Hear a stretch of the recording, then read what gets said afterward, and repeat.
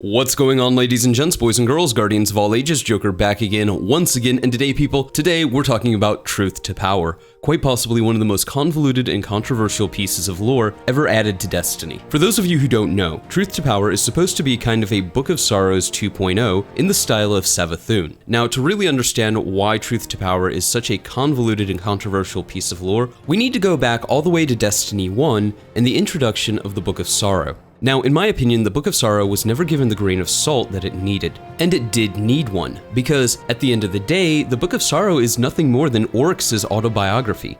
It's Oryx's retelling of the history of the Hive, and while there's undoubtedly a lot of truth here, there's also an argument here being made that Oryx, at least in his estimation, was right.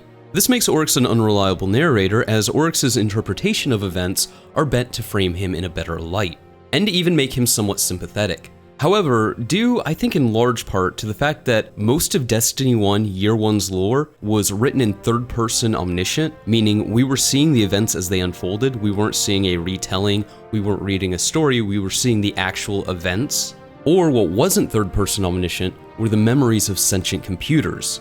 So there was a trust built up that a lot of the lore could be taken at face value. Sure, some of it might have been vague, and some of it might have been written in a way to let us fill in the blanks, but it never outright deceived us. There's nothing I can think about in Destiny 1's lore that, at least at the time, not retroactively, was an outright lie.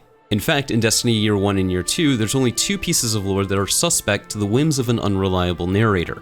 That would be the writings of Shin Malphur and the Book of Sorrows, two of the most popular pieces of Destiny 1 lore. In Destiny 2, things get muddier and muddier, and yeah, there's a lot of entries in Destiny 2's lore that needs taken with a huge heaping pile of salt, or it's just outright lying to the player. It's fanfiction. Even if we don't talk about the ludicrous number of retcons, we have to acknowledge the fact that the bulk of Destiny 2's lore was created with the mentality that the lore is to be looked at as folklore, as true as we understand it, but basically it's up to the whims of the writers one moment to the next. And with this mentality, we get lore entries like Truth to Power, or the Chronocon. The Chronocon being basically Calus's fanfiction fake history, and no, contrary to what some people might think, these aren't visions that Calus has had of the future. This is made up bullshit. We know it's made up bullshit because it is chocked full of contradictions and just bad information. Like misunderstanding what exos are, what failsafe is, what failsafe's relationship to the Exodus Black is, or other things like how Hive magic works, or how paracausality works, or how the Vex work. I could go on and on and on. That requires a video of its own. The point I'm making is, as entertaining as it can be, the Chronocon is bad lore. Then we have Truth to Power. Truth to Power is a lore book that was created with the sole intent of being a convoluted mess of lies and half-truths, the point of which is not to further our understanding of the lore, because there's nothing remotely credible or usable within Truth to Power when it comes to furthering our knowledge of the lore, and that's the point. That is done by design. So if Truth to Power isn't there to further our understanding of the lore in the universe, then what's the point of it? Well, as I stated at the beginning of the video, Truth to Power is kinda Savathun's version of the Book of Sorrow. In Truth to Power, we're introduced to several characters who are communicating with us through these not-so-hidden messages in the Queen's Court rewards. And that's how it was originally meant to be read and introduced to the player. But that's not actually how it was originally read at all. It was data mined. That's important, and that's where we're going to start, because there's an unnamed entry that was only accessible through data mining. And it was confirmed by the author of Truth to Power that that was kind of the point, that this entry is in fact part of the Truth to Power lore book, but was only ever intended to be found through data mining. The lore entry states, "Oh, you wonderful curious things. Do you believe you're the only ones with the power to see what should not be seen? Do you believe that you can use such power blithely? For your trespass, I would ruin your luck, wreak havoc on your drops, poison your engrams, fill your lines with static. Thus, I would curse you, and dissipate the bond that ties you to your task. How frail you guardians can be. How many millions have fallen silent, never to return, because the bond did not hold them strongly enough. But you have already cursed yourselves. You have walked the anthiomatic arc and glimpsed creation from below. You will never forget the tenuous, provisional framework you found here. You will never forgive the mortality and fallibility that underlies a world you thought was everything. Those who use this power to seek unearned knowledge will see more than they ever desired. There is a price for glimpsing the cord. You will pay it. Now, why is this important? Well, truth to power is a conversation between us and different characters. Eris, an AI named Medusa, Quora Blade transformed, Dual Ankara, hell, Savathun and Riven themselves. And Truth to Power had a ridiculous release schedule, releasing one new chapter of lore every 3 weeks. So without reading the data mine Truth to Power, it would have taken months and months and months to get the full story. That means that Truth to Power wasn't read or interpreted by the community properly when it first came out, because Truth to Power would eventually come out alongside another lore book called Stolen Intelligence. In the Stolen Intelligence lore book, there's an entry where the Vanguard investigates some of the claims within Truth to Power. Namely, the claims made by somebody pretending to be Eris Morn and Eris Morn's alleged history. The alleged history reads, "In my first life, I was born, and I'm going to butcher this pronunciation, Arisapatova Hassin. I remember that private life clearly now, as ex-guardians who have escaped the Traveler's Oscillation often do.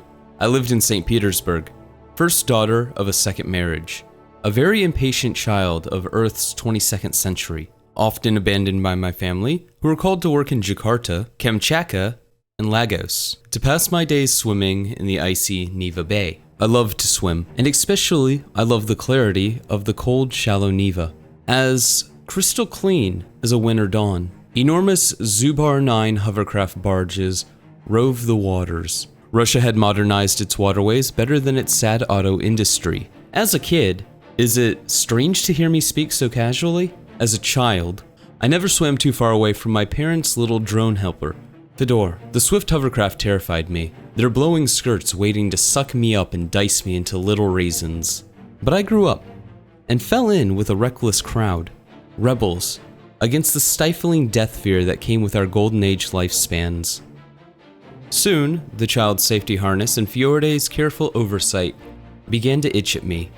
When I was 17, I went out in a wetsuit on a dare, to dive under the skirts of an oncoming hover barge. Maybe I was in no danger. Maybe the machine would have changed course if it could.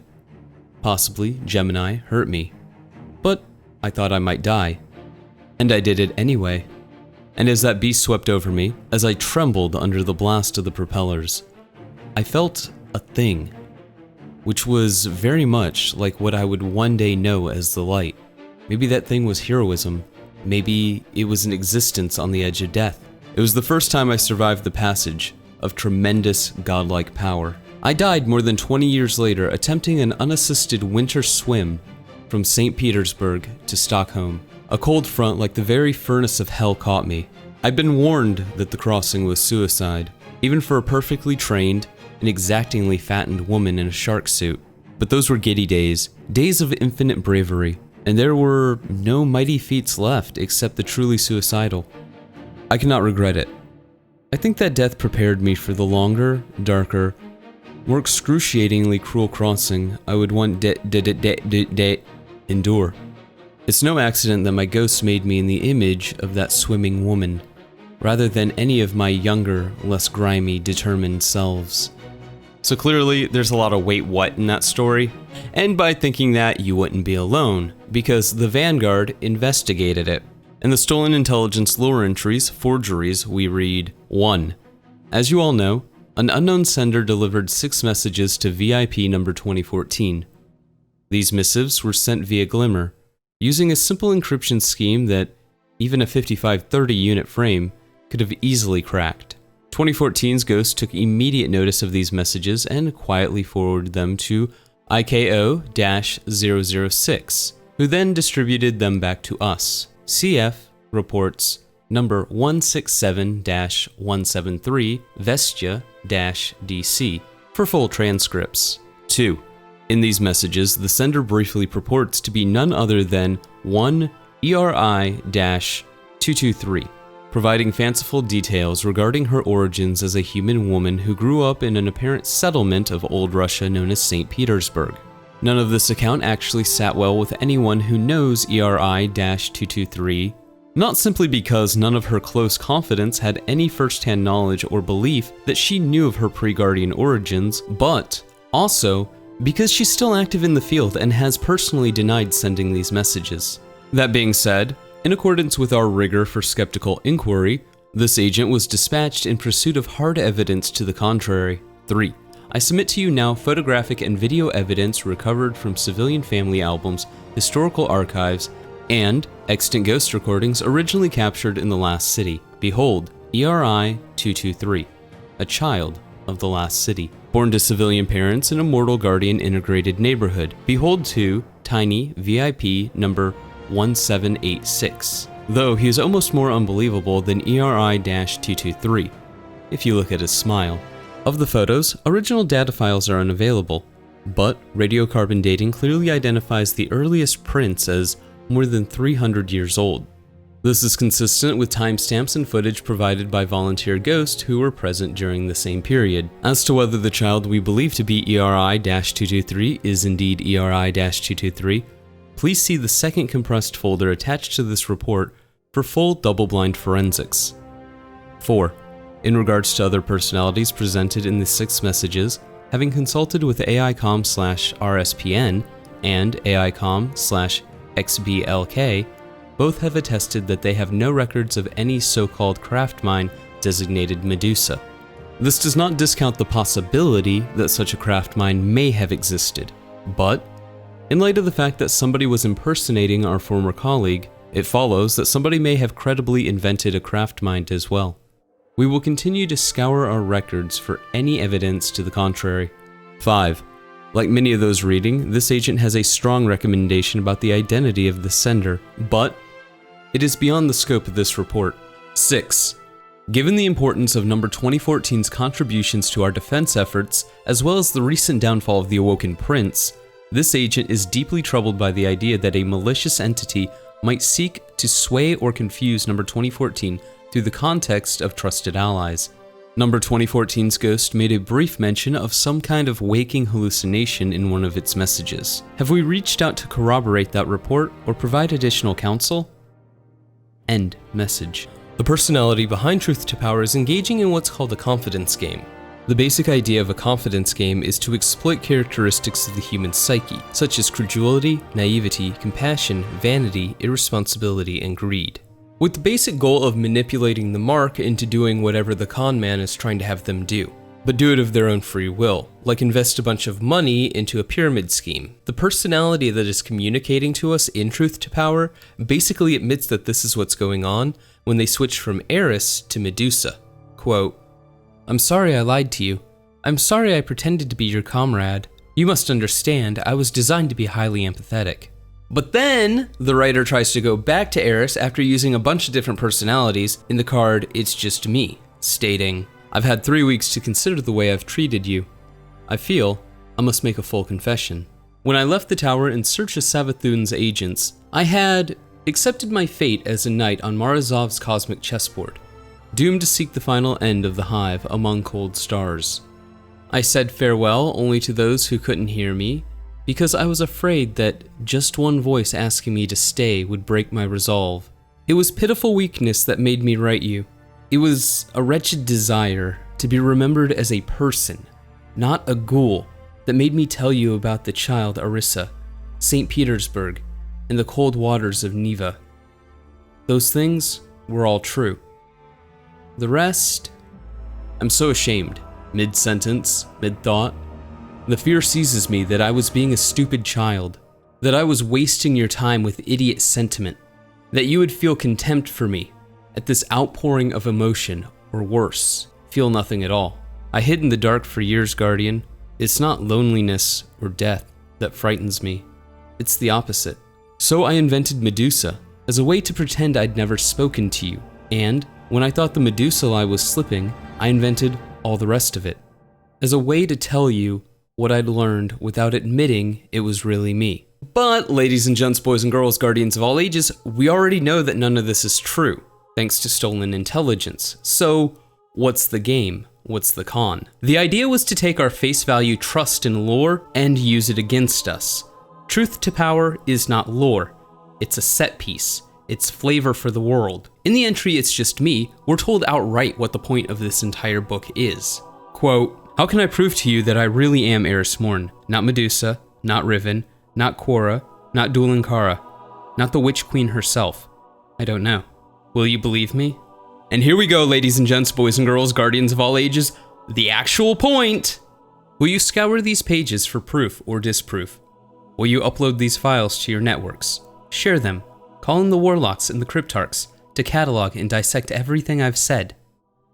Will this manuscript become the foundation of another teetering edifice of theory and anticipation? Which brings us all the way back to the Book of Sorrow, verse 19, the bargain. We want to help you, princes. We offer to each of you a bargain, a symbiosis. Take into your bodies our children, our newborn larvae. From them, you shall obtain eternal life. From them, you shall gain the power over your own fragile flesh, the power to make of it as you will. And, should you find an imperfection in the world, an injustice, or an inconvenience, you will have the power to repair it. Let no mere law bind you. We ask one thing in exchange, O princes. You must obey your nature forever. In your immortality, Arash, you must never cease to explore and inquire. For the sake of your children, in your immortality, Zyro, you may never cease to test your strength. In your immortality, Sathona, you may never abandon cunning. If you do, your worm will consume you.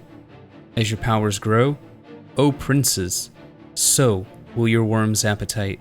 But we offer eternity, Arash. We offer you a chance at the universe.